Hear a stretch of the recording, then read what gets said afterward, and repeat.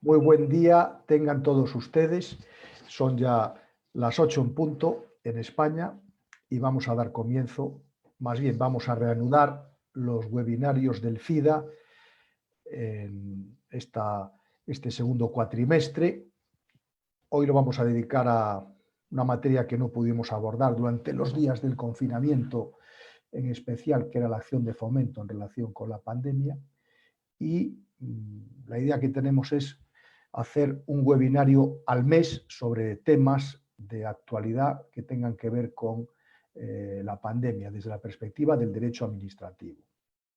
En el mes de octubre, el webinario del FIDA va a coincidir con las sesiones del Foro de Profesores de Derecho Administrativo que íbamos a celebrar presencialmente en El Salvador y que lo vamos a hacer online.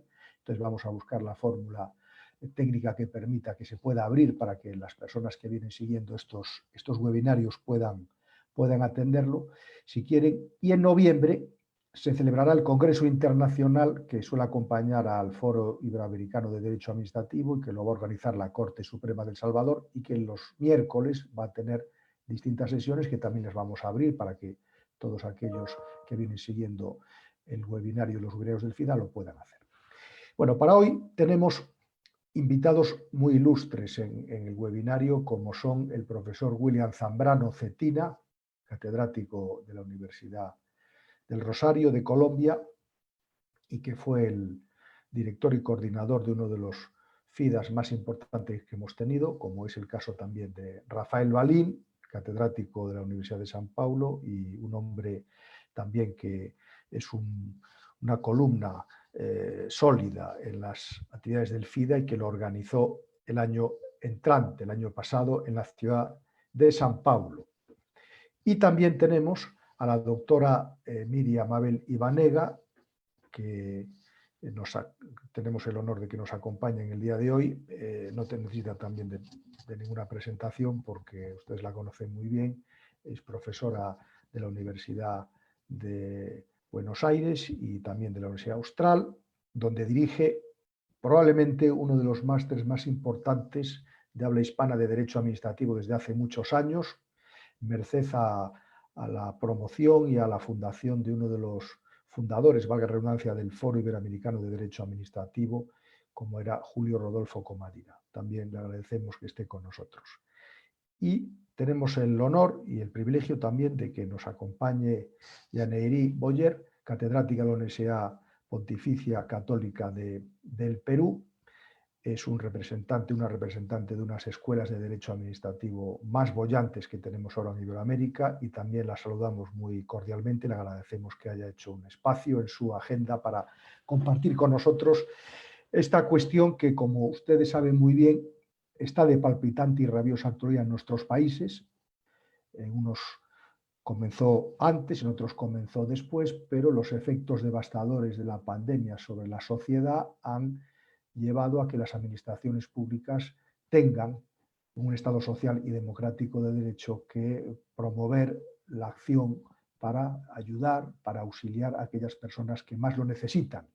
Y en este tiempo estamos viendo en nuestros países, ¿verdad?, como los ministerios de Asuntos Sociales, ministerios de Trabajo, ministerios de Economía, buscan la forma, en colaboración con la sociedad muchas veces, para reactivar la economía, para ayudar a aquellas personas que más lo necesitan porque se han quedado sin los subsidios más elementales y en algunos países, como es el de España, incluso poniendo en marcha un mínimo vital digno que no conocíamos y que hoy el ministro del ramo ha reconocido que el 50% de las peticiones que se han suscitado cumplen con los requisitos establecidos en la convocatoria. Hay cuestiones también que afectan al destino de los fondos, a los destinatarios, al control, a la garantía de que se dedican a la finalidad que está prevista, pero estamos viendo cómo la acción de fomento en este tiempo es una acción muy importante, como muy importante es la acción del derecho administrativo, muy importante es la acción de servicio público, muy importante es la acción de prevención, como ya hemos visto en algún otro webinario, y ahora nos corresponde analizar en el día de hoy la acción de fomento. La idea es que primero intervenga el profesor William Zambrano, luego la profesora Miriam Ibanega, después Rafael Balín y Janeiri Boyer para cerrar el primer turno de intervenciones, que como saben, las primeras son un poquito más breves de presentación de la temática que van a realizar, y luego ya hay una segunda intervención un poquito más larga, donde los ponentes van a profundizar o van a complementar algunas de las cuestiones que hayan suscitado en la primera intervención o al hilo de las que hayan escuchado de los colegas. Entonces, sin más preámbulos y agradeciéndoles a todos ustedes su presencia, nos agrada mucho saber que durante las sesiones de los webinarios de los meses de marzo, abril, mayo, junio y julio, y no sé si agosto, creo que agosto no, hicimos un receso, ha habido un seguimiento muy importante y por lo que a mí me ha llegado, pues muchas publicaciones periódicas de derecho administrativo y muchos libros monográficos sobre el sistema jurídico del derecho administrativo y el COVID-19, pues han tenido que ver con debates, comentarios de todos ustedes. Muy agradecidos por su presencia. Profesor William Zambrano, cuando quieras. Adelante. Muchas gracias por acompañarnos de nuevo. Mil gracias, querido Jaime. Es un placer, como siempre, participar en todas las actividades del foro y además volver a encontrar amigos tan queridos como Miriam, como Rafael, como Jenny, y por supuesto a ti y a todos quienes han hecho posible esta nueva versión del webinario. A José Ignacio, mil gracias por todo su apoyo para esta conferencia. Voy a compartir aquí la pantalla para proponerles una pequeña agenda. Espero que la ven. Ya está compartida. Sí.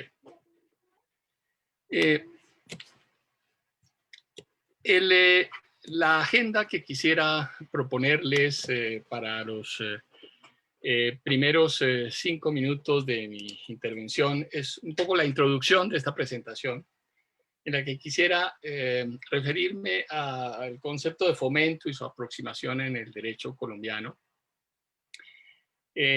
así como algunos presupuestos esenciales señalados en nuestra jurisprudencia en materia de subvenciones y otros beneficios a los particulares, que pretende ser un abrebocas de lo que luego, en la segunda intervención, pretenderá ser el desarrollo específico de nuestra temática, en la que intentará hacer un sintético inventario de las medidas adoptadas en materia de fomento en el marco de la emergencia económica y social que fue decretada en Colombia para enfrentar esta pandemia, los diferentes tipos de medidas que fueron adoptadas, los principales sectores, y intentar hacer algunas reflexiones sobre las enseñanzas y retos que ha dejado esta coyuntura, tanto en materia de la importancia de los controles para asegurar la eficacia y la pertinencia de este tipo de ayudas en situaciones de emergencia, y sobre algunos retos que se evidencian en materia de igualdad, de libre competencia y de equidad.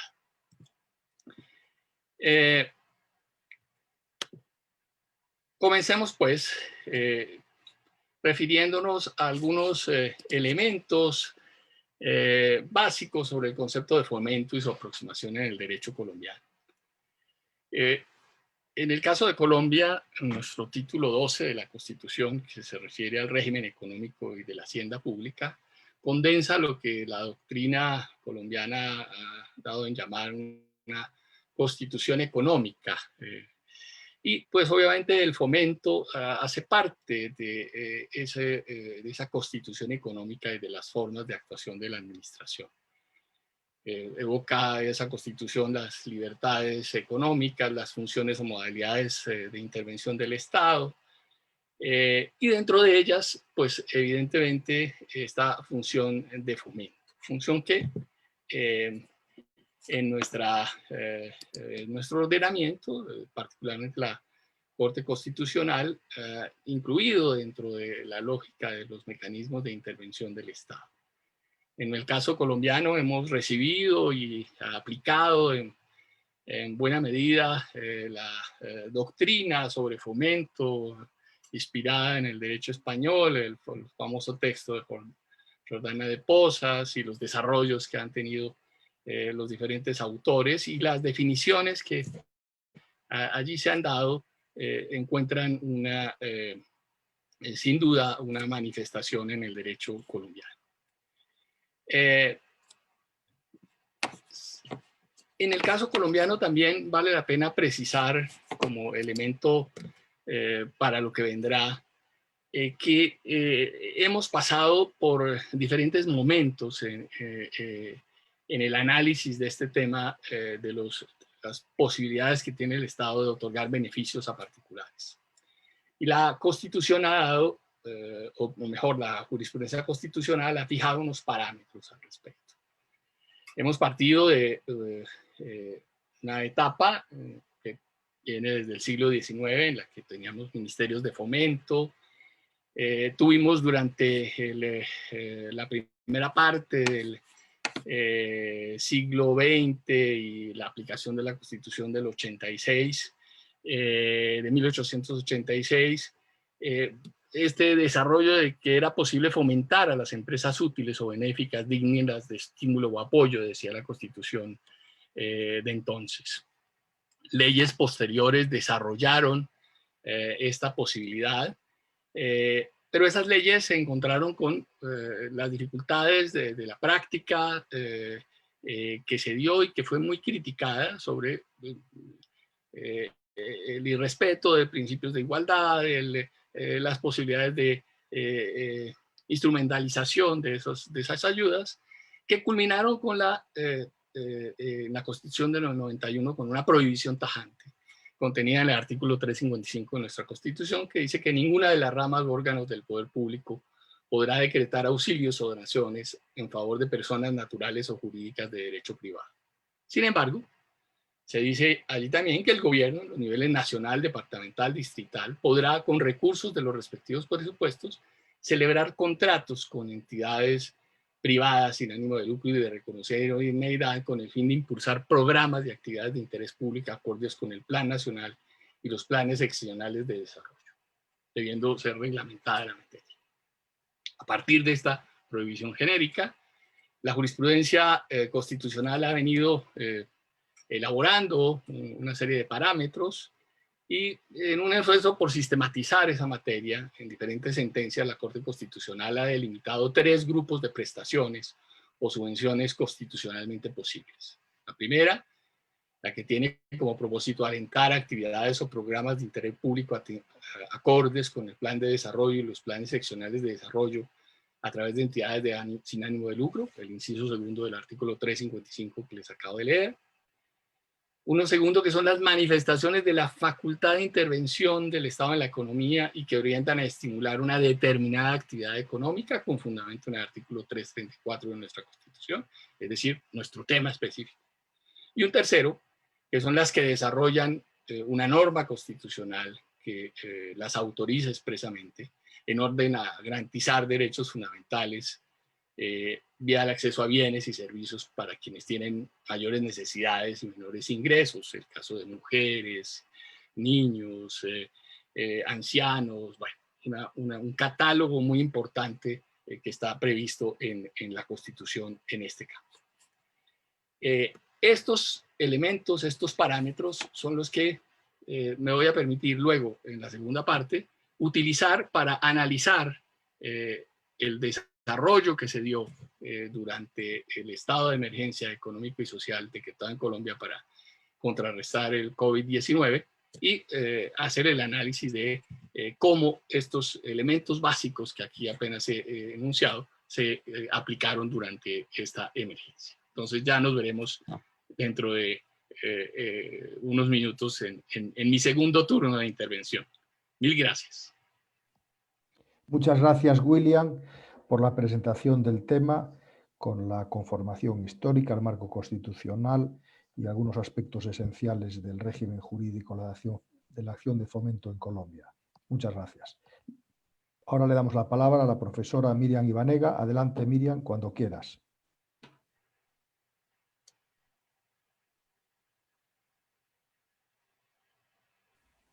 Muchas gracias profesor Rodríguez Arana Muñoz, por la invitación. Es un honor poder compartir este encuentro con los queridos profesores Rafael, William y Janeiri, y la presencia además de distinguidos profesores en este momento del Foro Iberoamericano de Derecho Administrativo. Brevemente, en estos 5 minutos, el planteo general del tema. Los medios de fomento han pasado a tener un protagonismo en esta época de pandemia. La pregunta que quizás deberíamos hacerlo, y lo dejo ya como reflexión, es si estos medios de fomento constituyen en realidad, como lo dice la doctrina y la palabra, esta promoción, esta subvención, subsidio, ayuda, esta, en definitiva, herramienta para la sociedad, no termina constituyéndose en un instrumento político en el cual se utiliza la pandemia justamente para otros fines, en realidad el instrumento fomento para otros fines.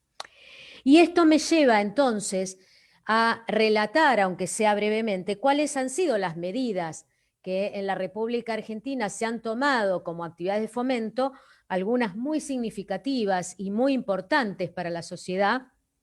Según la Organización Internacional del Trabajo, en un informe de abril de 2020, al cual me voy a referir posteriormente, la Argentina ha sido uno de los primeros países que ha reaccionado en forma efectiva frente a los impactos económicos y sociales que significó, por supuesto, la emergencia sanitaria.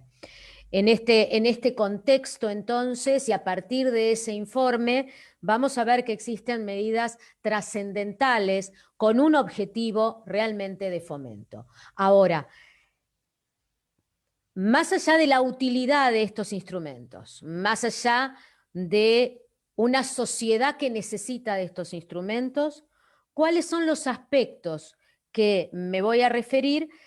Porque creo que complementan al fomento como tal. Y me refiero a la transparencia. El profesor William Zambrano hablaba justamente del control y efectivamente el control es una herramienta en la cual yo también incluyo a la transparencia. La transparencia de la asignación de subsidios, de subvenciones, de ayudas, de apoyos especiales.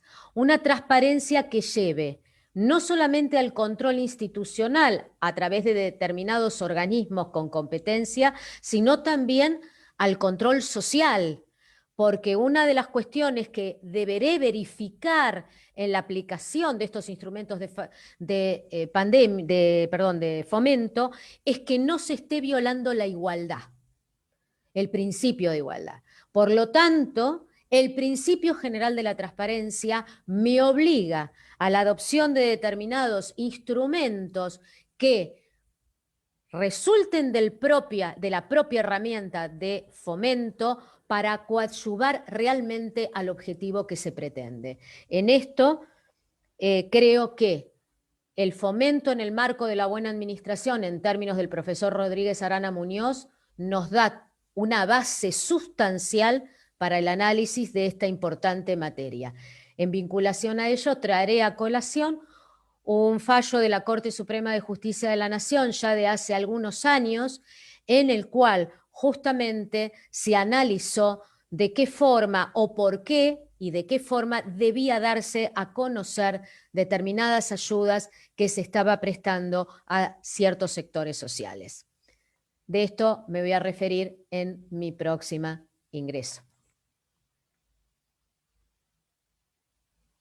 Ahora, muchas gracias, profesora Miriam Ibanega, por tu presentación. El control, pues, es una de las expresiones más importantes del derecho administrativo y que está de manifiesto en todo lo que está aconteciendo en este tiempo y, por supuesto, la buena administración que se puede proyectar sobre todas las categorías del derecho administrativo, la acción de policía, la acción de servicio público, la acción de prevención y, por supuesto, también la acción de fomento. Muchas gracias. Profesor Rafael Balín, le vamos a dar la palabra, significando además que Rafael Balín se doctoró con una tesis doctoral sobre la acción de fomento y en este momento es uno de los principales especialistas precisamente en esta materia y tenemos mucho gusto en escucharle. Profesor Balín, cuando quieras. Muchas gracias, profesor Jaime. Es un gusto, un honor compartir más una actividad del FIDA, sobre todo, especialmente al lado de tan distinguidos profesores, profesora Miriam, profesora Janeiri, profesor William, y tantos que nos acompañan. Es un gusto y es siempre bueno para mí aprender con todos ustedes. Voy a dar o compartir algunas ideas sobre este tema muy rápidamente y también compartir o transmitir un poco de la realidad brasileña en este momento. Porque uno de los principales temas del debate público actual en Brasil es justamente la acción de fomento, aunque no se hable del tema bajo este rótulo, bajo esta idea de fomento, pero en el inicio de la pandemia tuvimos la aprobación por el Congreso Nacional de una renta, de un subsidio, aquí yo llamo de subsidio, para que todos tengamos una idea, como de $100 por mes a todos los brasileños y a todas las brasileñas en situación de vulnerabilidad.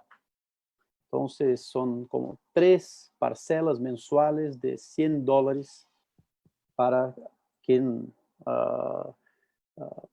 esté de acuerdo con los requisitos estipulados en ley. ¿Sí? Esto ha tenido un impacto muy, muy fuerte en términos sociales en Brasil y claro, también en términos políticos, como acaba de apuntar Miriam. Bolsonaro, que es un presidente de extrema derecha, una persona muy, muy complicada, para decir lo mínimo, para decir de una manera educada, está ahora teniendo un incremento de popularidad.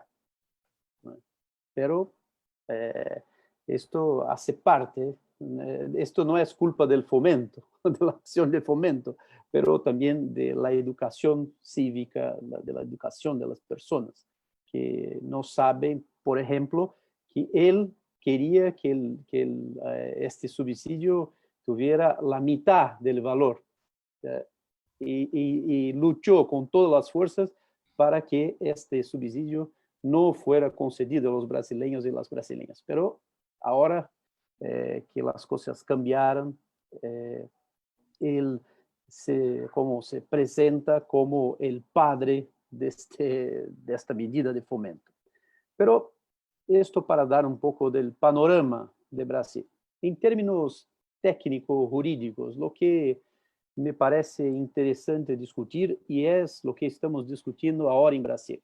Yo soy un defensor abierto, público de la renta básica universal, que me parece una expresión de la actividad de fomento y que puede tener un impacto positivo en las sociedades, que está hace mucho siendo investigado y debatido en muchos países, pero en Brasil, aunque tengamos una ley ya desde 2001 que consagra este derecho a renta básica universal, no la implementamos todavía.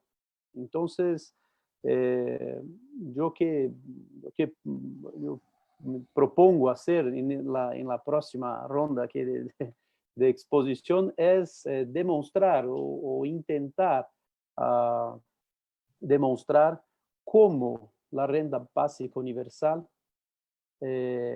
atende o corresponde en nuestro caso a los propósitos, a los principios de la Constitución Federal brasileña y en términos generales a lo que llamamos de Estado Social de Derecho, como esta renta básica universal puede no solamente atender a lo que sabemos ya desde cuando escuchamos hablar sobre renda básica universal, ya tenemos la idea inmediata de combatir la desigualdad social, entre otros temas, pero es necesario también comprender que la renta básica universal es un presupuesto o es una condición indispensable para la libertad de las personas.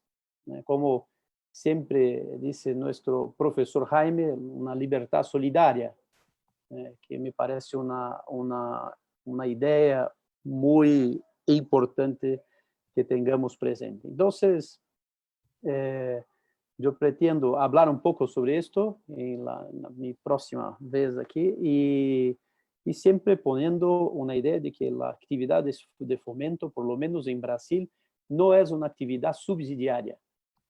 No es, yo sé que contrario la mayoría de la doctrina dominante en este tema, pero no tenemos en Brasil, por más que los neoliberales insistan que tengamos, no tenemos la idea en términos constitucionales de subsidiariedad en Brasil.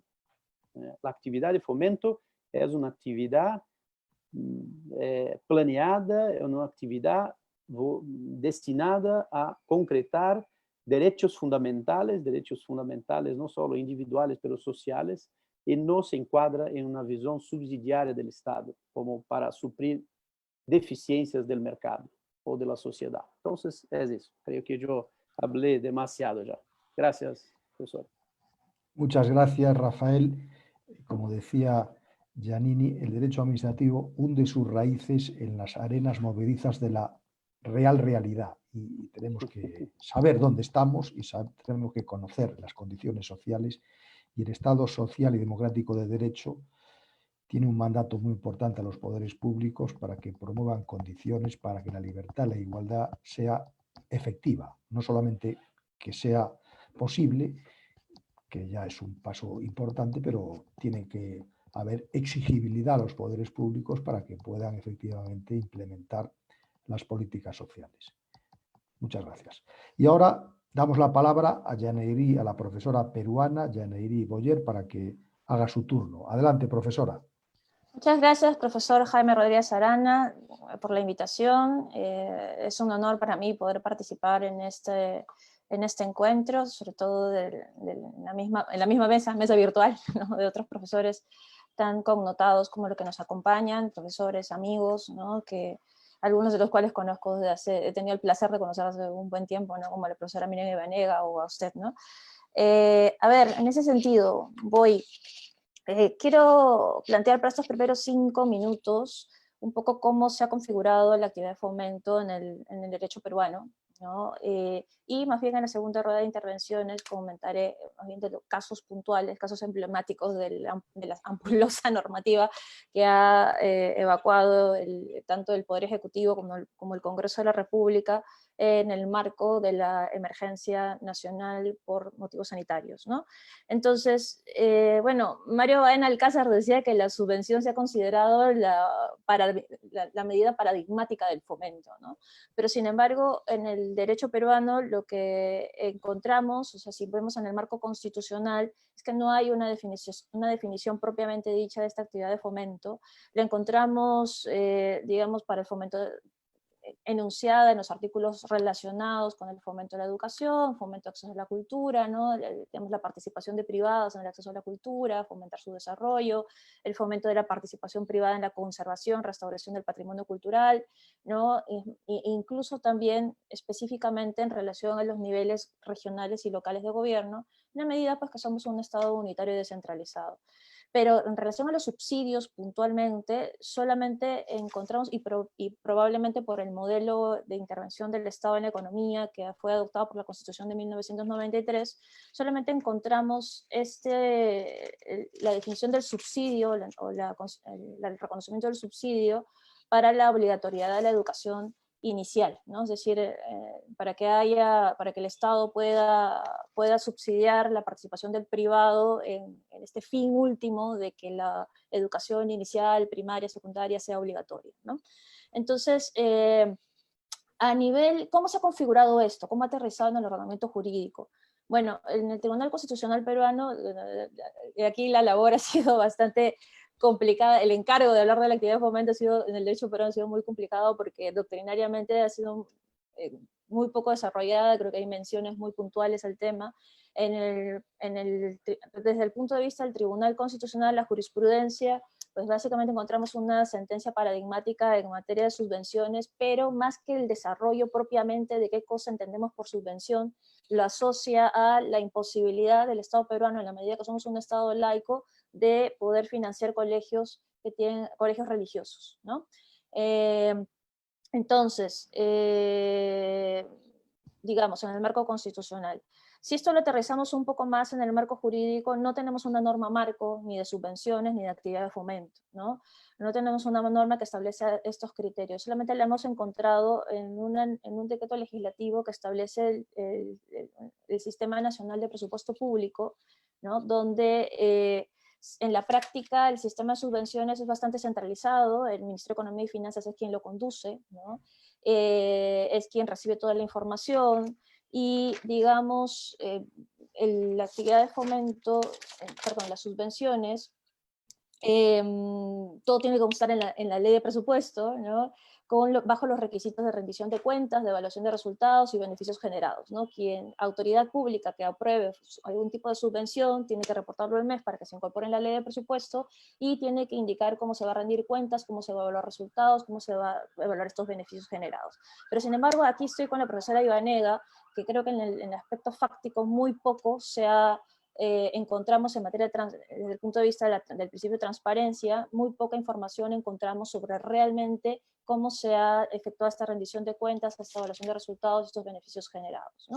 Somos un Estado unitario descentralizado, sí, pero digamos en la medida que la autonomía económica ha sido poco desarrollada, en la práctica el Poder Ejecutivo controla el gasto público en los 3 niveles de gobierno, el margen de acción a nivel regional y local de gobierno es exiguo, casi no, y si van a aprobar subvenciones solamente podrían hacerlo por recursos directamente recaudados, es que encontramos que en la práctica todo se concentra en el nivel nacional de gobierno, en el MEF, ¿no? Y en ese sentido, esto lo hemos visto en lo que ha ocurrido con las políticas adoptadas para enfrentar al COVID, ¿no? Los problemas de gestión que hemos encontrado, y lo vamos a ver a partir de 4 casos puntuales, ¿no? En la segunda ronda, precisamente que tendrían algún nivel de incardinación en la organización del Estado, en cómo se ha configurado de forma exigua, puntual, las subvenciones en el Estado peruano. Gracias. Muchas gracias, profesora Yaneiri, por esta primera intervención, donde nos has dejado entrever las cuestiones que plantea la acción de fomento en el derecho peruano. Y ahora ya vamos a comenzar la segunda parte, donde ya cada uno de ustedes pues, puede elegir los temas o los puntos que le parezcan más pertinentes para su desarrollo. Empezamos por el mismo orden. Profesor William, tienes la palabra.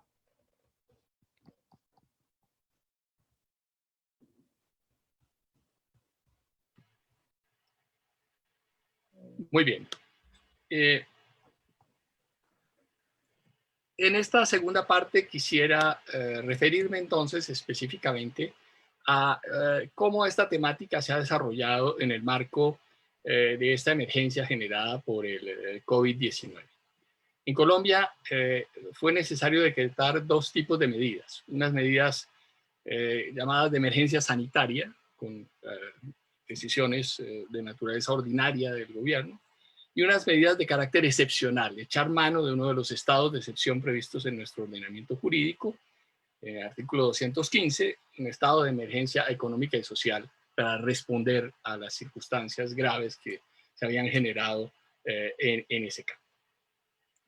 En ese sentido, las medidas fueron de naturaleza variada. Aquí he hecho mano de un cuadro hecho por los colegas de la Universidad de La Sabana que sintetiza un poco el recorrido de todas las medidas, más de 180 decretos que fueron dictados en el marco de esa emergencia económica y social, tratando de responder a de diferentes maneras tanto a la emergencia de salud como a la emergencia económica generada por la crisis de salud. Con picos y con, obviamente, un importante número de estos decretos dedicados precisamente a alguno de estos tipos de subvenciones o beneficios de los que hemos hablado en nuestra introducción. Y específicamente en lo que se refiere al estímulo a empresas, aparecen una serie de medidas que fueron adoptadas por el gobierno, particularmente de la mano del Ministerio de Hacienda y del Ministerio de Comercio, que han liderado ese apoyo a las empresas, sin olvidar sectores específicos. Esos diferentes tipos de medidas podríamos muy sintéticamente clasificarlos en dos tipos: unos beneficios genéricos y unos beneficios por sectores específicos. Un énfasis en particular, diríamos, centrado en unos beneficios genéricos hechos necesarios para la población en general, pero en nuestro tema específico para las empresas: la creación de un fondo de mitigación de emergencias, el fortalecimiento del Fondo Nacional de Garantías Financieras para dar apoyo financiero a las mismas, un programa de apoyo al empleo formal, auxilio de nómina para las empresas, un ajuste al calendario tributario para facilitar y disminuir las cargas durante el periodo de pandemia, y una serie de medidas y las incluye aquí, como el programa de ingreso solidario, que está destinado esencialmente pues, a la población en general, pero aquí para nuestro tema a algunos empresarios informales, llamémoslos así, que necesitaban ser beneficiados con este tema. Y luego hay en ese volumen tan grande de decretos, pues hay unos beneficios por sectores económicos específicos, obviamente para el sector salud, para zonas francas, turismo, transporte, la producción agrícola, el sector eléctrico, juegos de suerte y azar, que tienen una incidencia importante en nuestro sistema de salud, financian el sector minero energético, el sector cultura, que ha sido duramente golpeado. Este inventario pues nos ha dejado una serie de enseñanzas un tanto complejas. La primera es la importancia de los controles de estas medidas. Como señalaba Miriam Ibanega, el elemento de la transparencia se vuelve esencial. Aquí son beneficios que se están dando y esos beneficios pues deben respetar unos principios básicos. Primero es el principio de igualdad y deben tener una justificación suficiente. Y entonces aquí ha quedado la sensación de que ha existido una cierta precariedad del control político en Colombia. No solamente la falta de reunión física del Congreso, sino su actuación ha quedado un tanto desdibujada, un Congreso casi ausente en general frente a la crisis y en particular en este caso. Lo que ha hecho que tome bastante relevancia el análisis jurídico efectuado por la Corte Constitucional en relación con las medidas de emergencia. Y a la Corte le ha correspondido hacer un triple filtro de estas medidas tomadas en general, los decretos, pero en particular para esto que nos interesa sobre medidas de fomento. Un triple filtro, ¿por qué? El primer filtro se refiere a aquellos criterios que debe cumplir cualquier decreto dictado en un estado de emergencia.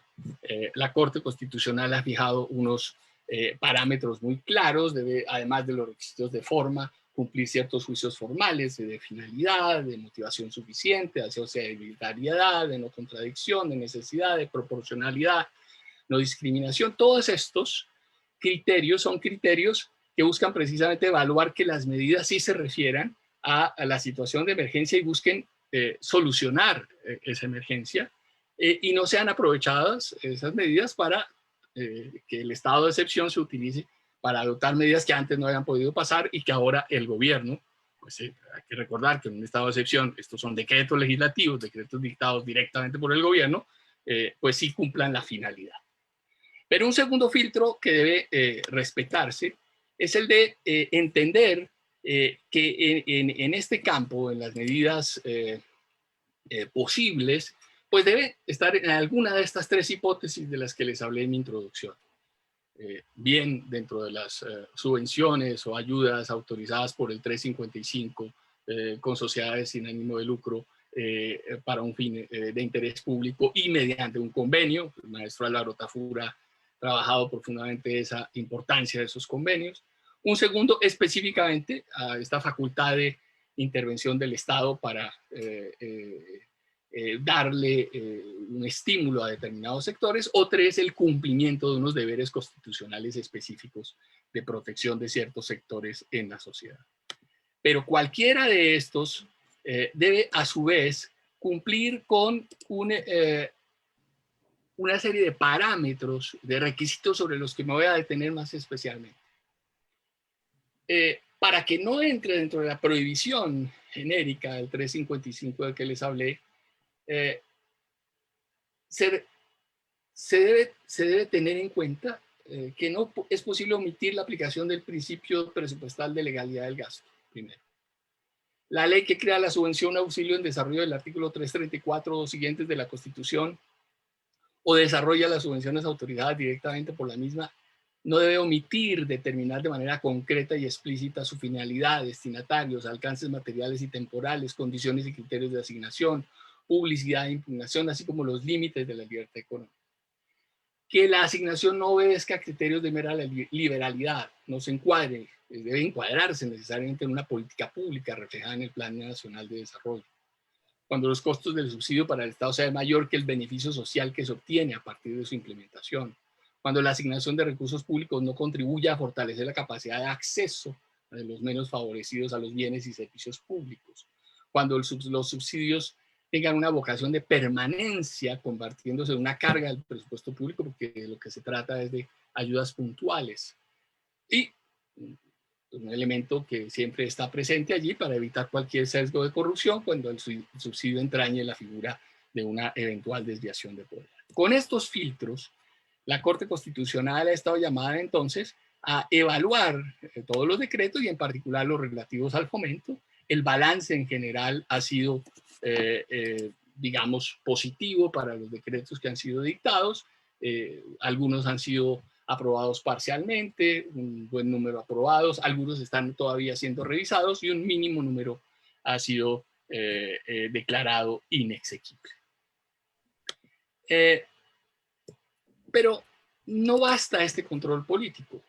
El control político y el control jurídico también nos ponen de presente en casos concretos dificultades. Entonces, aquí voy a utilizar dos ejemplos concretos para mirar esas dificultades.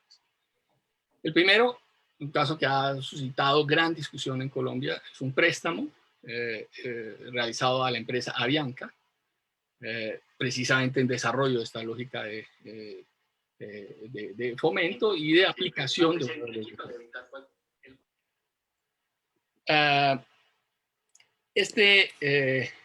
este préstamo se enmarca dentro del desarrollo de nuestros decretos legislativos, el 444 de 2020, que permite precisamente que el gobierno otorgue ciertos beneficios a entidades, a empresas que se han visto afectadas por la situación de pandemia.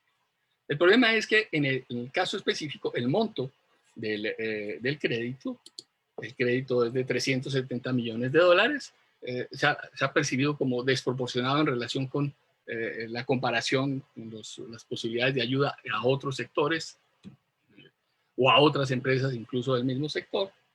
De hecho, la Procuraduría General de la Nación, en ejercicio de sus competencias preventivas, hizo una serie de preguntas bastante incisivas sobre las condiciones de ese préstamo.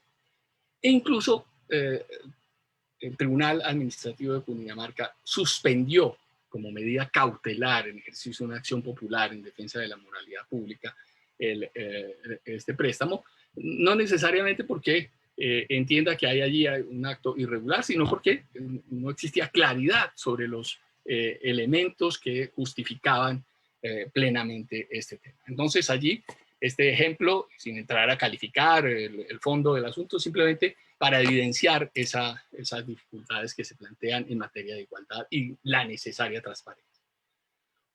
Un segundo ejemplo, que es un poco menos complejo y menos debatido, que tiene más consenso, es el caso de los auxilios a la nómina a las empresas afectadas.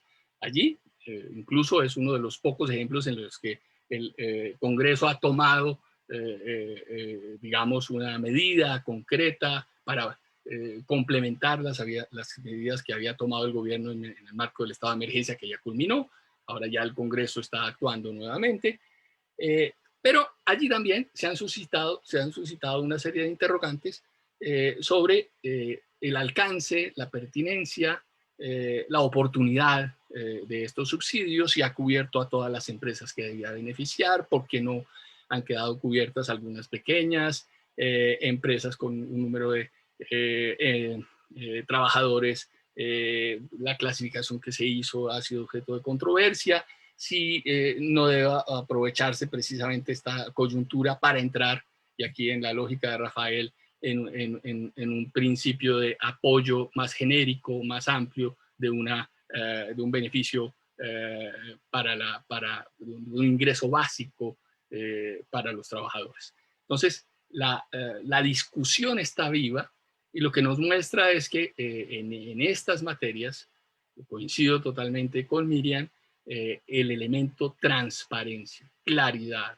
justificación se vuelve fundamental. No solamente por el rigor jurídico que puede aplicar la Corte en el control, en este caso, de medidas como esta, o luego el Consejo de Estado pudiera aplicar, sino porque para la sociedad resulta fundamental que esa transparencia se dé y tengan toda legitimidad estas medidas. Ahí quisiera dejar, y espero no haber pasado más del tiempo que me ha sido asignado. Mil gracias. Muchas gracias, profesor William Zambrano, por tu brillante intervención. Efectivamente, en muchos de nuestros países, una cultura de la evaluación y del control de los fines de las subvenciones, subsidios y auxilios es muy pertinente, y sobre todo en estos tiempos en los que nos ha tocado vivir. Y efectivamente, la transparencia que debe acompañar a todas las actividades administrativas, policía, fomento, prevención, servicio público, en estos tiempos donde el totalitarismo nos acecha en tantos países, la transparencia es una garantía de que debe haber una buena administración, una administración que destina los fondos que tiene para la acción de fomento a sus destinatarios. Muchas gracias. Profesora Miriam Ibanega, tienes la palabra.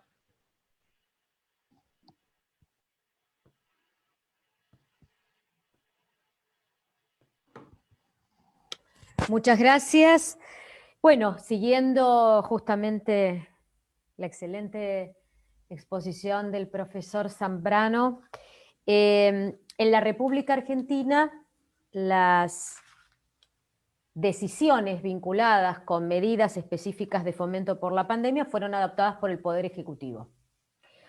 Recién el profesor aludía a 100 y pico de decretos. Bueno, yo los invito a acudir a la página de argentina.gov.ar, encontrarán un digesto especial sobre emergencia sanitaria que ya tiene 220 páginas entre decretos, leyes, decretos del Poder Ejecutivo, decisiones administrativas del jefe de gabinete y resoluciones ministeriales. Esto muestra que evidentemente la emergencia sanitaria ha traído un cúmulo normativo bastante intenso, muchos de los cuales están vinculados con materias de fomento. Porque no todas cuando hablamos de fomento, es cierto, hablamos de intervención administrativa, hablamos de incentivo, pero no siempre son todos incentivos económicos, es decir, la verdad es que los instrumentos que puede utilizar un Estado pueden ser múltiples. Lo que sucede es que en épocas de pandemia, y en esta época, evidentemente, la emergencia económica producida por la emergencia sanitaria llevó a que el Estado tuviera que acudir a determinadas reasignaciones presupuestarias que en el caso de la República Argentina fueron instruidas por el el Poder Ejecutivo para que así las realizara el jefe de gabinete, a efectos de morigerar los efectos negativos de esta pandemia. Pero tengo que admitir que han existido otros programas también de fomento, y están así categorizadas como fomento, que consistieron, por ejemplo, en determinadas protecciones en los lugares de trabajo, licencias especiales para los trabajadores expuestos a riesgo, una estimulación a la actividad por ahí económica, cierta actividad económica y en la demanda de empleos, una línea de créditos especiales, inclusive créditos no solamente de bancos estatales, sino también de bancos privados, pero en realidad llevados a partir de políticas del Poder Legislativo y del Poder Ejecutivo, y sí, evidentemente existieron medidas que atendieron a este desfasaje económico. Pero era necesario un poco aclarar este cúmulo de medidas que un Estado puede tomar frente a estas situaciones. Solo les voy a mencionar alguna cuestión. Hay programas que se denominan programas de ayuda, programas de fomento, como por ejemplo el programa de acompañamiento para personas en riesgo frente a la violencia de género, que uno diría, bueno, en definitiva, en la pandemia se determinó que era necesaria una protección especial y una política de ayuda particular a determinado grupo social. Esto fue aprobado, por ejemplo, por un decreto del 734 de este año del Poder Ejecutivo. Además, también admitamos que el fomento es una competencia de un banco del BIRF, del Banco Interamericano de Reconstrucción y Fomento, ¿no? Es decir, que tiene una serie de programas que justamente subvenciona a los estados, y llama la atención porque el objetivo del BIRF está, en materia de fomento, respaldar medidas para fortalecer la gestión financiera pública, mejorar el clima para la inversión y fortalecer las instituciones. Fíjense qué importante, en definitiva, es de la actividad de las que estamos hablando, aun cuando en este momento la tengamos que delimitar a una época tan difícil para nuestros países. En la República Argentina, brevemente, en cuanto a las ayudas o subvenciones, voy a mencionar tres. Una asignación complementaria del salario, es decir, se estableció una asignación remunerativa abonada por el Estado a los trabajadores en relación de dependencia para trabajadores que formaban parte de empresas de hasta 100 empleados, comprendidos en un régimen de convenio colectivo. Una asignación especial para trabajadores de salud, una ampliación del seguro de desempleo, refuerzos en planes sociales y asignaciones familiares, la asignación universal por hijo, el pago de bonos extraordinarios, todo esto con reasignación presupuestaria.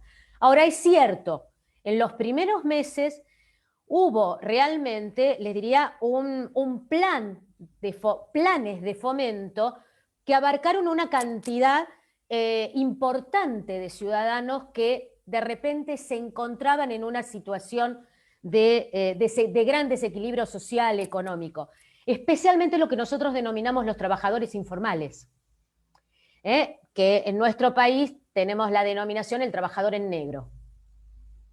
¿Pero por qué? Porque, bueno, justamente no tiene una relación laboral transparentada a través de los sistemas de incorporación a la seguridad social, etcétera, etcétera.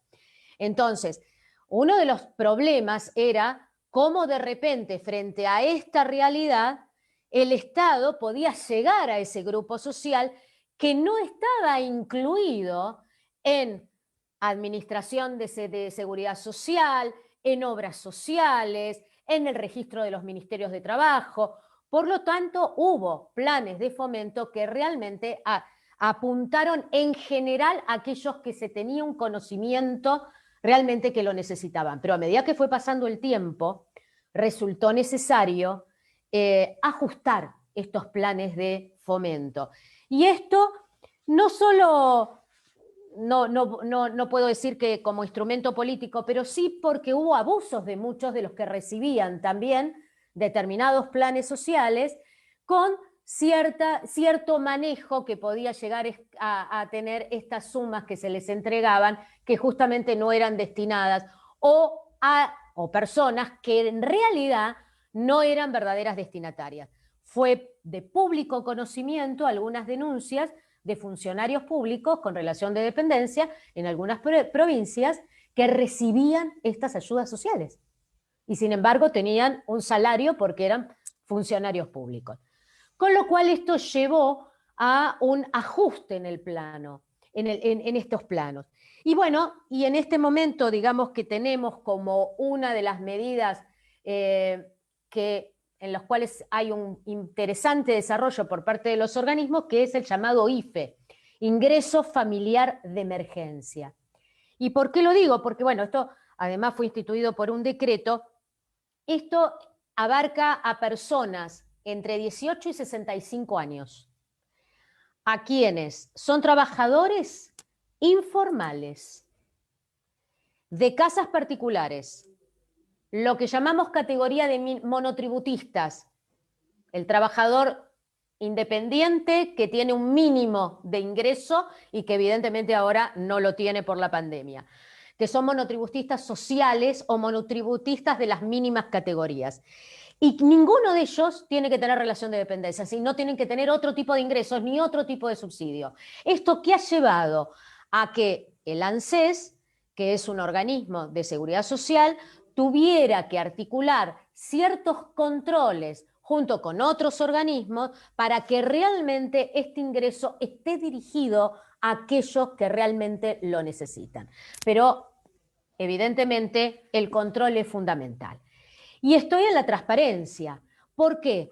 Porque sabemos que se tratan de subsidios o subvenciones que no van a estar sujetos a rendición de cuentas, porque en realidad se tratan de transferencias al sector privado, porque esa transferencia al sector privado que no van a ser rendidos por la persona porque la persona lo necesita y lo consume.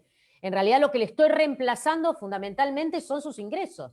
Entonces, debería la transparencia, justamente como yo no voy a tener la rendición de cuentas, llevarse al máximo grado de digamos, de aplicación este principio a través de procedimientos coherentes y eficaces, de forma tal que pueda determinar si realmente estas transferencias se dirigen a aquellos que están en esas condiciones.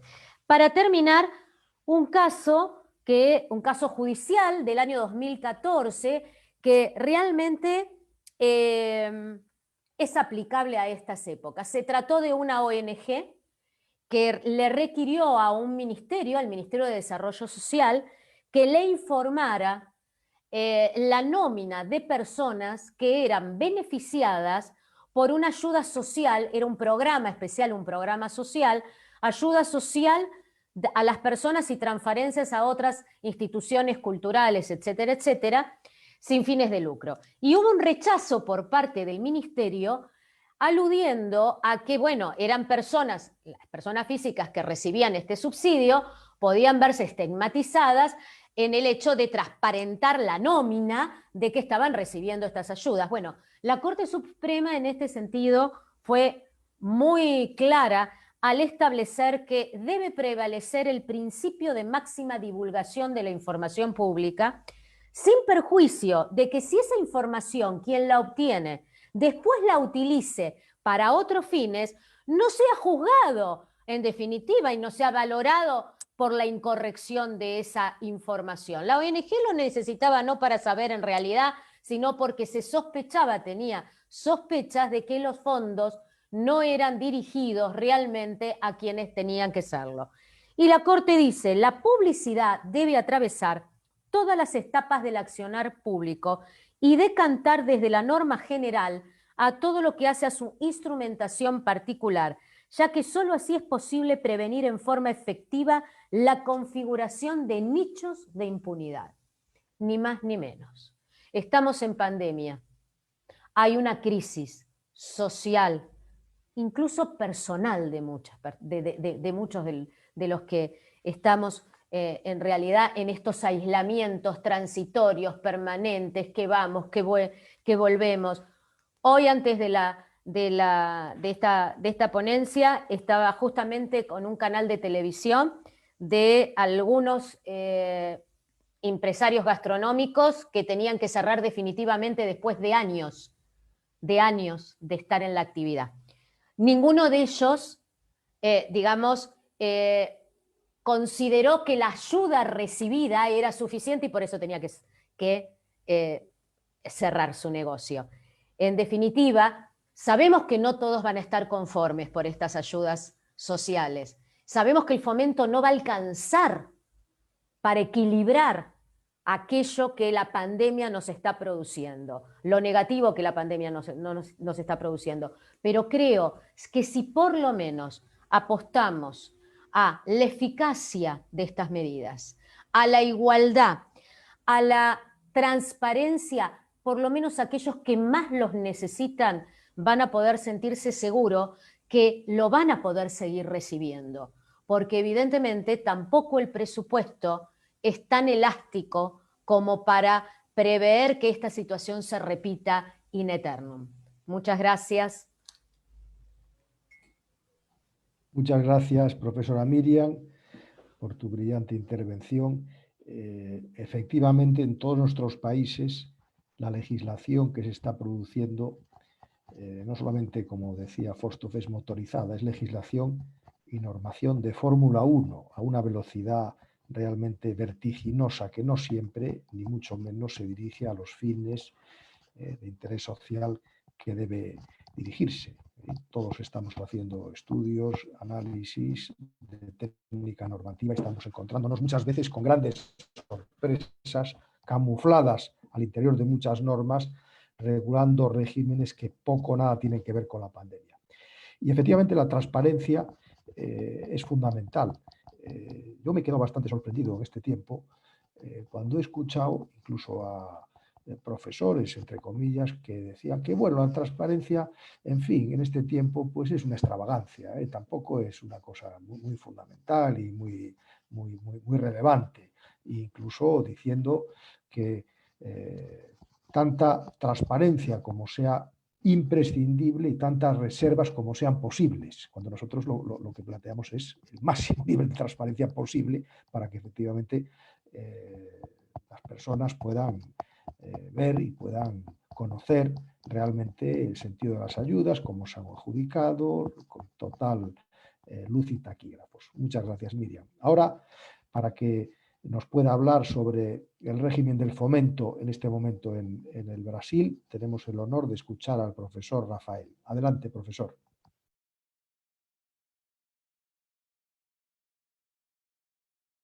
Ahora sí. Ahora. Muy bien. Me gustó muchísimo lo que dijeron todos los profesores. Siempre me espanta cómo Brasil y Argentina son parecidos. Parecía que Miriam estaba describiendo la situación de Brasil. Todo lo que ha dicho. La diferencia tal vez fue solo que en Brasil el Congreso, el Poder Legislativo que está tomando muchas de esas medidas. Pero la insuficiencia del gobierno para socorrer y para ayudar a las empresas también es un problema muy grave que está llevando muchas empresas en Brasil a tener que cerrar las puertas después de muchísimos años de actividad, entre otros problemas.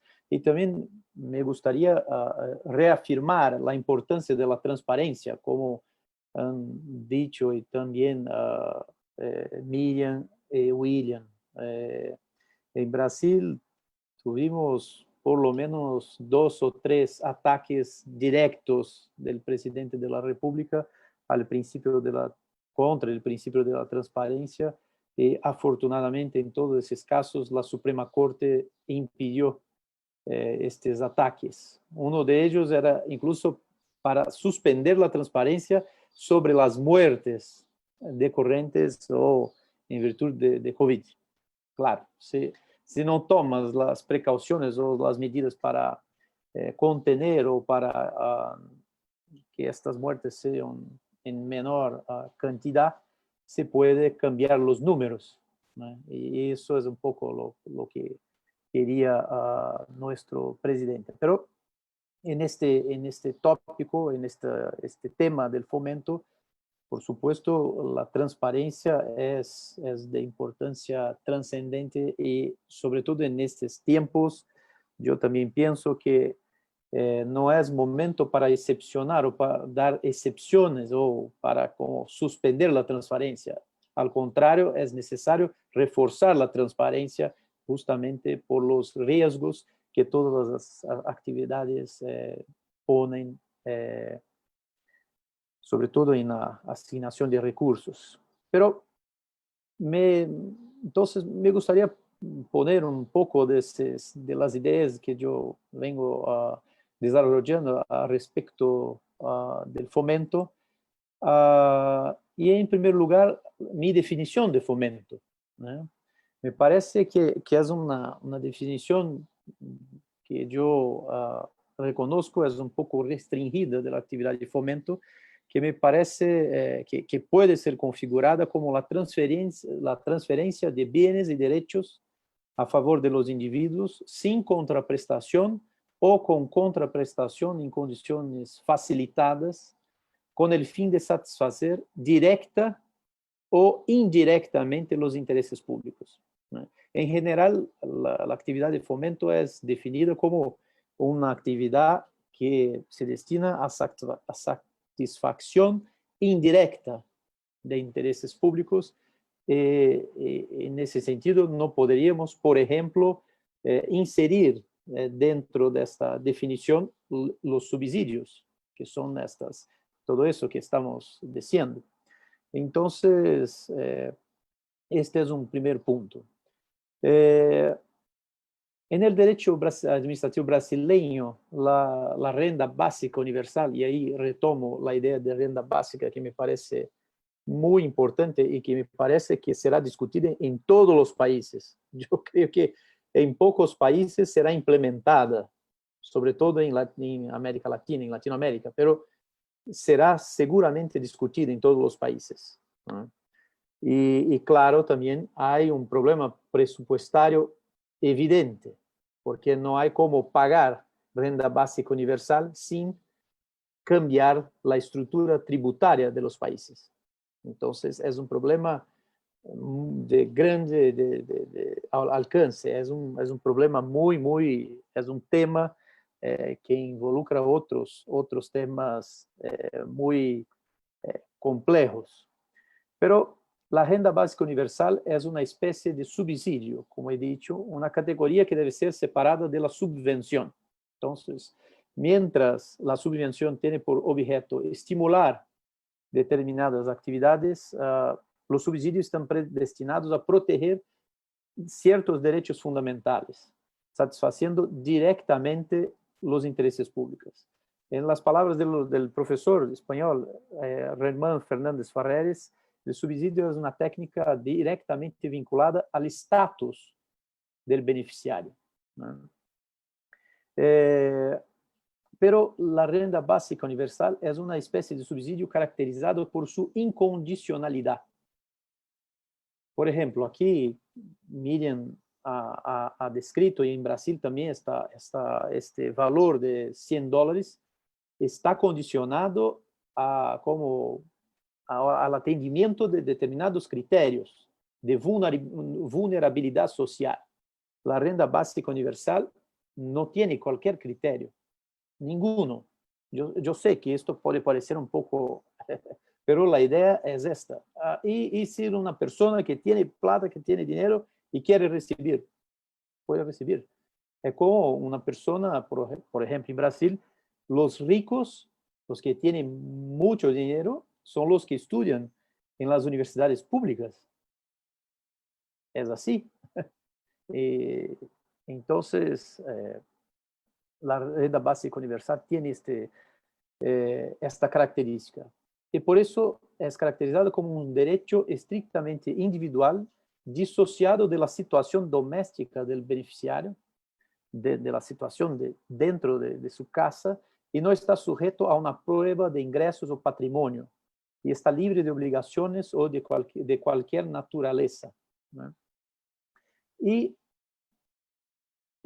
lo que me parece interesante señalar es cómo, por lo menos en Brasil, esta idea está protegida y estimulada o está de acuerdo con nuestra Constitución, ¿no? En primer lugar, nuestra Constitución establece la búsqueda del pleno empleo como uno de los principios del orden económico. Pero la realidad es que el desempleo es un problema estructural y no conjuntural del capitalismo contemporáneo. Ni siquiera el crecimiento económico puede aplacarlo. Y por otro lado, la precariedad, que también Miriam ha apuntado, y la informalidad son marcas fundamentales del mundo laboral actual, ¿no? Por eso, la renta básica universal es una respuesta decisiva a este cuadro tan complejo a fin de salvaguardar condiciones mínimas de vida decente, ¿no?, para todos los desempleados y los trabajadores precarios e informales, ¿no? Un otro punto, la renta básica universal también promueve una mayor estabilidad de la demanda como resultado del continuo consumo privado. Y esto estamos sintiendo en Brasil. El mercado interno brasileño no sufrió como un colapso justamente por estos ingresos, ¿no?, por estos $100 que la gente está recibiendo. Si no tuviéramos esta renta por este periodo, la economía brasileña ya tendría colapsado. Por eso tenemos en Brasil un principio muy olvidado, que es que en el artículo 219 dice que, según el cual, el mercado interno integra el patrimonio nacional, ¿no? O sea, esta es una idea también que la renta básica universal atende. Para que yo no hable también demasiado, me parece importante señalar que también ese ingreso básico universal es un medio para lograr el tan proclamado derecho fundamental a la libertad, ¿no? Alexander Hamilton, por ejemplo, decía que uno de los padres fundadores de Estados Unidos, la Constitución, decía que un poder sobre el sustento de un hombre equivale a un poder sobre su voluntad.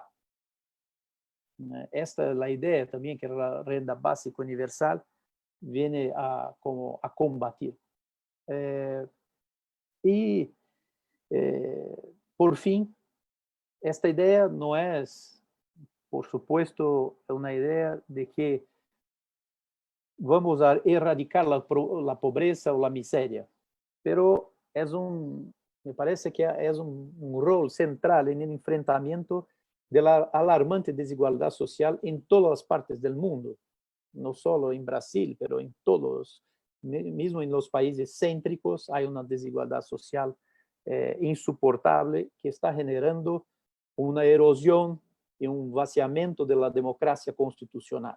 Entonces, me parece que es mejor pensar en medios, incluso de fomento, para combatir la desigualdad e enfrentar este problema, en vez de tenemos que todos nosotros, como en Brasil, nos ocupármonos de formas de recuperar la democracia constitucional y la vigencia de la Constitución Federal.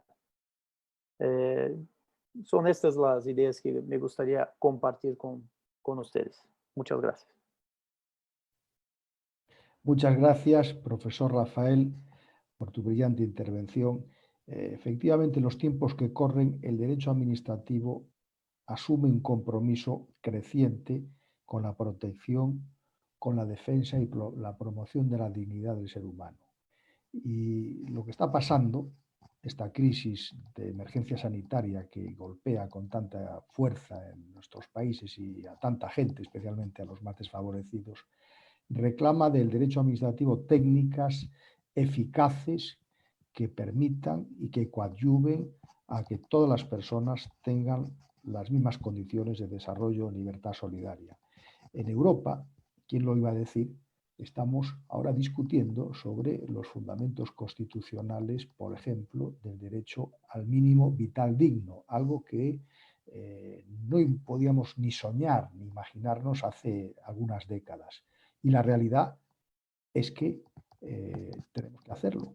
Tenemos que hacerlo por necesidades imperiosas de la real realidad, pero también no debemos de olvidar que no por necesitarlo ahora de forma imperiosa debemos instrumentalizarlo para que exista en el ordenamiento y también como consecuencia de que el Estado Social y Democrático de Derecho plantea esa función del Estado de promover condiciones para la libertad y la igualdad de las personas. Y si decimos que la centralidad del derecho público está en la dignidad humana, las técnicas jurídicas tienen que orientarse hacia esa finalidad. Y hoy estamos viendo también en Europa especialmente, algo que no estábamos acostumbrados a ver, y es personas que se han quedado con una mano delante y otra detrás porque no tienen sustento y porque el Estado precisa de salir al paso para que no se queden en una condición infrahumana. Por lo tanto, la acción de fomento es muy importante y también, fundamentalmente, tenemos que aplicar y proyectar toda la luz del Estado social y democrático de derecho sobre todas las técnicas del derecho público. Ahora le damos la palabra para terminar el turno de intervenciones a Yaneiri Boyer para que hable sobre la acción de fomento en el Perú. Adelante, profesora. Muchas gracias, profesor. Sí, bueno, han sido muy inspiradoras las intervenciones que me han precedido. Y bueno, y creo que es para mí particularmente interesante un poco el panorama que planteó la profesora Ibanega, porque creo que los países latinoamericanos tenemos un común denominador en buena parte de la problemática que ha presentado el profesor Ibanega, ¿no?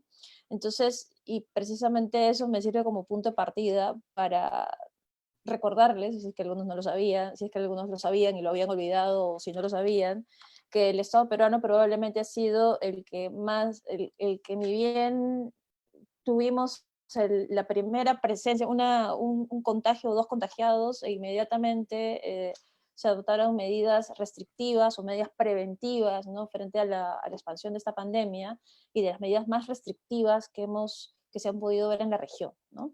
Es más, nuestro aislamiento social ha durado exactamente 107 días, entre el 16 de marzo de este año hasta el 30 de junio, ¿no? Es decir, cuarentena, centena, ya no era cuarentena, era centena, ¿no? Y eso implicó, pues, que definitivamente haya un serio impacto en la economía, ¿no? Un serio impacto en la economía en la medida que fuimos conscientes que nos encontramos con una economía informal de aproximadamente el 70%, de que el comportamiento social apostaba más bien por, precisamente por esta suerte de economía paralela, ¿no?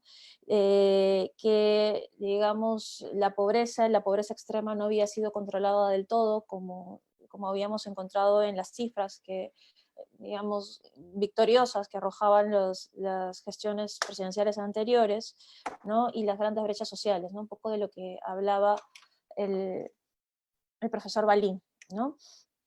Que también las encontramos aquí, digamos, propias de esta suerte de economía, digamos, somos una economía social de mercado, pero una economía de libre mercado poco preocupada de fortalecer los servicios básicos de salud y educación, y que nos ha traído estas consecuencias en estos extremos, ¿no? Entonces, en este contexto, si podemos encontrar en el diario oficial aproximadamente unos 1879 normas, ¿no?, especiales para el COVID-19, ¿no? También los invitaría a ver un poco el boletín oficial, el peruano, así se llama, de las cuales, en un grosso modo cálculo, unas 60-70% son medidas de fomento, ¿no? Y claro, las medidas de fomento que encontramos, pues encontramos desde fomento a la cultura, que ha sido un ámbito golpeado también por la pandemia, a la pesca artesanal, al sistema penitenciario, incluso a la digamos, a las viviendas que se encuentran en zonas de pobreza extrema, para que puedan acceder al servicio de electricidad, para la formalización de de comercios, ¿no? Entonces medidas de fomento variopintas, porque como bien sabemos, digamos, el subsidio, la entrega económica directa no necesariamente es la única modalidad de fomento, ¿no? El único medio para hacer actividad de fomento. Yo quiero detenerme de todas estas medidas en 4 casos, porque a partir de eso voy a conversar sobre los problemas que encuentro, las reflexiones, problemas y posibilidades, o problemas y desafíos de la actividad de fomento, al menos en el derecho peruano, ¿no?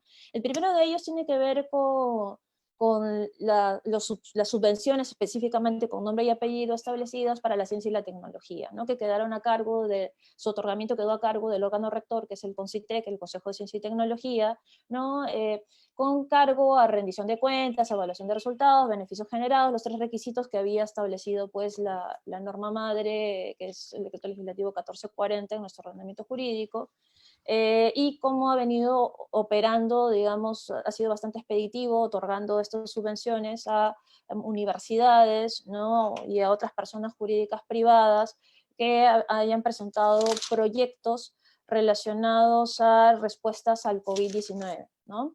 En segundo lugar, las medidas de fomento relacionadas a la compra de víveres, así directamente. Es decir, una distribución, unas transferencias presupuestales que hizo el nivel nacional de gobierno a los aproximadamente 1.824 municipios a nivel nacional, para que sean las municipalidades quienes se encarguen de poder comprar víveres, armar canastas, ¿no? Con artículos de primera necesidad para los vecinos que se encontraban en pobreza y pobreza extrema, ¿no? Vecinos que, digamos, el grueso de estos dedicados precisamente a esta economía informal, que no podían ser beneficiados por otro tipo de bonos o por otro tipo de subsidios a la pequeña y mediana empresa, ¿no? Esta economía paralela se encontraba aquí en este grueso, ¿no? Y cómo es que los municipios se encargaron directamente de hacer este tipo de compras, ¿no? El tercer caso que quiero compartir con ustedes tiene que ver con la entrega de bonos, ya, entrega de bonos directos también de la mano de la compra de víveres, digamos, encontrando a los pobres y pobres extremos, ¿no? Sobre la base de la información que se encontraba en el Ministerio de Desarrollo e Inclusión Social, que es el SISFO, el Sistema de Focalización de Hogares, que supuestamente contaba con información actualizada sobre cuál era la población etaria, ¿no? Que se encontraba en pobreza y pobreza extrema. Y el cuarto caso tiene que ver con un programa llamado Reactiva Perú, ¿no? Que estaba directamente relacionado para las pequeñas, sobre todo las pequeñas y medianas empresas que habían estado afectadas por la emergencia sanitaria, claramente afectadas, ¿no? Ante la declaración de la inmovilización total de todo el país, ¿no? Y para promover el financiamiento a fin de poder asegurar su continuidad de la cadena de pagos, ¿no? Entonces esto se viene desarrollando a través de entidades bancarias, de la mano de COFIDE, ¿no? Que es una corporación financiera para el desarrollo, un banco de segundo piso, ¿no? Que es quien monitorea esto, pero a partir de una transferencia por parte del Ejecutivo de un fondo de 60.000 millones, ¿no? Entonces, ¿cuáles son los problemas y posibilidades de la actividad de fomento en medio de la pandemia, ¿no? En el derecho peruano? Yo encuentro al menos cuatro centrales, y empezaría por el primero, que creo que es tan relevante como el de la transparencia, ¿ya? Que tiene que ver con la información, ¿no? El compromiso que tendrían que tener los estados para poder recoger, consignar, gestionar la información de forma clara, concreta, actualizada, real, preocuparse por tener sistemas de información completos que permitan precisamente al Poder Ejecutivo o a los niveles de gobierno poder adoptar decisiones sobre la base de criterios objetivos, y de esta forma poder garantizar el principio de igualdad de oportunidades en el acceso a este tipo de políticas de fomento, ¿no?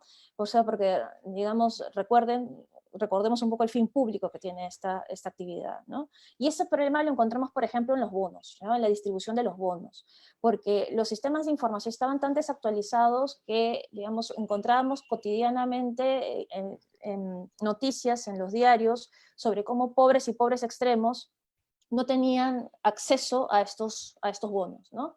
En segundo lugar, digamos, estaba desactualizado, y personas que no tenían por qué acceder a estos bonos se encontraban en este sistema de información, ¿no? Y de otro lado tenemos información, por ejemplo, relacionada a la bancarización, ¿no? Lo que se encontró a partir de este diseño de política que no tuvo un sustento informativo muy, muy bueno, es que el grueso de la población, el público objetivo de estos bonos, no se encontraba bancarizado, ¿no? Entonces no se les podía hacer entrega directamente a estos bonos, ergo comenzaron a formarse colas inmensas en los bancos, en el Banco de la Nación, en el banco que trabaja con el Estado, ¿no? Que es una empresa pública, ¿no? Para poder hacer entrega de estos bonos, ¿no? Entonces sí creo que es importantísima la información para el desarrollo de la actividad de fomento. Un segundo problema y desafío que encuentro tiene que ver con la capacidad de gestión, y aquí en dos niveles, ¿no? En un primer nivel relacionada al gobierno digital y a la digitalización de procedimientos, y cómo es que de la noche a la mañana, por ejemplo, la Oficina de Normalización Previsional, que se encarga de otorgar las pensiones a los adultos mayores, ¿no? Digamos, un día antes de la pandemia seguían teniendo colas impresionantes para atender los reclamos o para poder para poder recibir los pedidos de estos adultos mayores para el otorgamiento de sus pensiones, y cómo estos procedimientos no se encontraban digitalizados, ¿no? Y cómo una población en riesgo extremo, a la cual se le tenía que otorgar además bonos a estos adultos mayores, otro tipo de bonos que se aprobaron, era imposible de otorgar porque no se les podía tener parados afuera de la institución, porque se moría un adulto mayor y, digamos, iba a ser algo espantoso, ¿no? Funesto para la propia política en general, ¿no? Y cómo ha obligado al Estado a poder introducirse, sumergirse de lleno en las políticas de gobierno digital que ya tenía aprobadas, pero que iban un poco a paso tortuga, ¿no? Y un segundo nivel en temas de la capacidad de gestión tiene que ver con la propia organización del Estado que les hablaba en una primera intervención. Digamos, somos un Estado unitario y descentralizado que se descentralizó un poco a trompicones, ¿no? Porque no se fortalecieron las capacidades de gestión de los gobiernos regionales y locales, ¿no? Los gobiernos subnacionales, para poder gestionar estas funciones que se estaban descentralizando, ¿no? Entonces, por ejemplo, y esto ha sido muy visible en esta época de pandemia, tal es así que, si bien es cierto, esto no es actividad de fomento, pero creo que es un gran ejemplo de lo que estoy señalando, tiene que ver con la gestión del gobierno regional de Arequipa, del hospital regional, ¿no? Llegó un momento, denuncias que estallaron, donde se encontraba un inminente desabastecimiento de personal y medicinas, que el Ministerio de Salud tuvo que tomar la decisión de, digamos, subrogarse, recoger esa competencia para sí, ¿no? Y administrar directamente hospitales regionales, ¿no? Y esto también lo podemos ver en cómo los municipios gestionaron la compra de víveres, ¿no? Los víveres de los que les hablé hace un momento, ¿no? Esa incapacidad para poder ver cuáles eran las medidas, las salidas que la propia ley de contrataciones le daba, y el marco de emergencia que le daba para poder hacer estas compras de forma rápida, expeditiva, y poder atender a esta población que estaba pasando hambre debido a que no podían obtener, ir a sus centros de trabajo, ¿no? O esta economía informal de las que les hablaba, la venta ambulatoria, por ejemplo, ¿no? En tercer lugar, problemas de desviación de poder, ¿ya?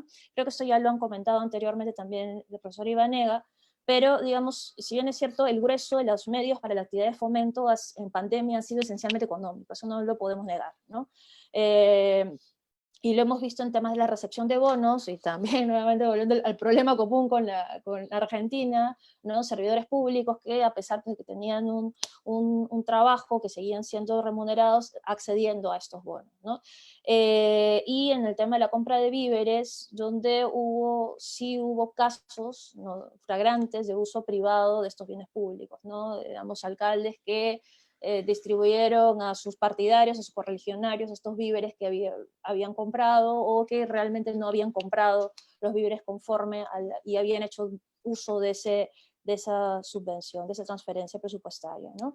Y el cuarto y último problema y desafío se encuentra con el control, porque si bien es cierto, por un lado tenemos, creo que uno de ellos es precisamente la transparencia, en la cual no voy a incidir porque ya se ha hablado bastante al respecto, pero sí en el rol de la Contraloría General de la República, ¿no?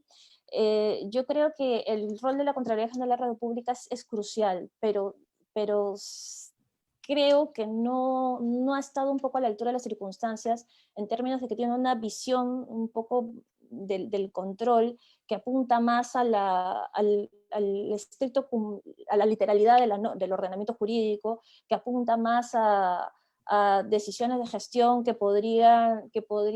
no tendría por qué evaluar la Contraloría, que apunta más a criterios cuantitativos que cualitativos en el ejercicio de control.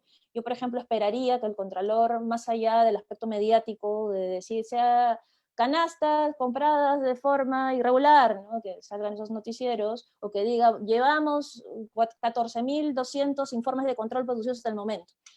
Yo esperaría más bien que haga una suerte de ejercicio de abstracción y que me diga, mira, ¿sabes qué? Para el desarrollo de la actividad de fomento o de este tipo, o distribución de estas ayudas, estos tendrían que ser, estas son las principales desviaciones que hemos encontrado y qué propuestas tenemos frente a estas desviaciones de poder, ¿no?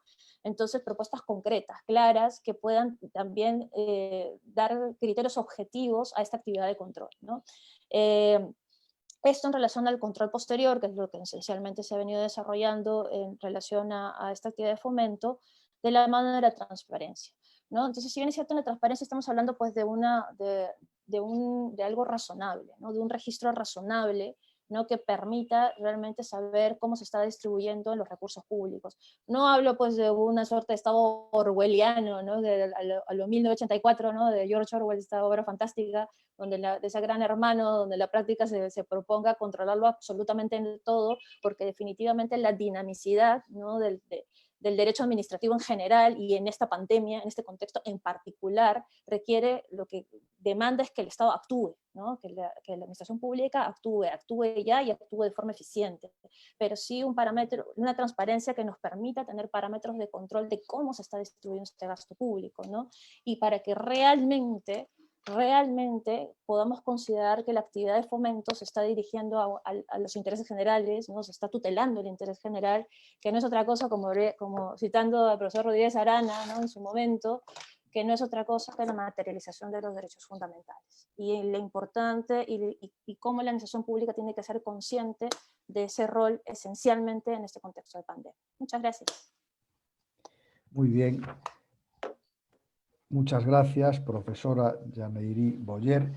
Y la verdad es que hemos llegado justo al momento que teníamos que llegar, casi con una puntualidad germánica, asombrosa, fantástica, y eso quiere decir que el moderador le agradece mucho a todos los ponentes por sus intervenciones completas, brillantes, atinadas, donde hemos pasado revista a todos los aspectos que están en juego cuando hablamos de la actividad de fomento, desde la preparación de las ayudas, las convocatorias, la implementación, la administración que los aplica, los controles, en fin.